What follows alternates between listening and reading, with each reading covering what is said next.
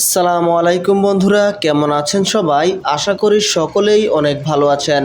তো বন্ধুরা দেখুন, অবৈধ ইসরায়েল রাষ্ট্রের অবৈধ সেনারা কিভাবে নিজেরা দাঁড়িয়ে থেকে আমাদের ফিলিস্তিনি ভাইদের ঘর বাড়ি বুলডোজার দিয়ে চুরমার করে দিচ্ছে এবং প্রতিদিনই এভাবেই এই অবৈধ রাষ্ট্রের অবৈধ সেনারা আমাদের ফিলিস্তিনি ভাইদের ঘর বাড়ি প্রতিদিন এভাবেই ভেঙে তারা তাদের ইহুদিবাদী রাষ্ট্রের ইহুদি জনগণের জন্য ঘর বাড়ি তৈরি করতেছে।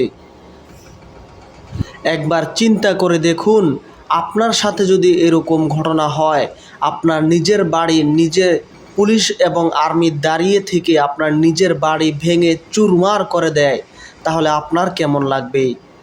এভাবেই আমাদের ফিলিস্তিনি ভাইদের প্রতি প্রতিদিন তারা অত্যাচার নির্যাতন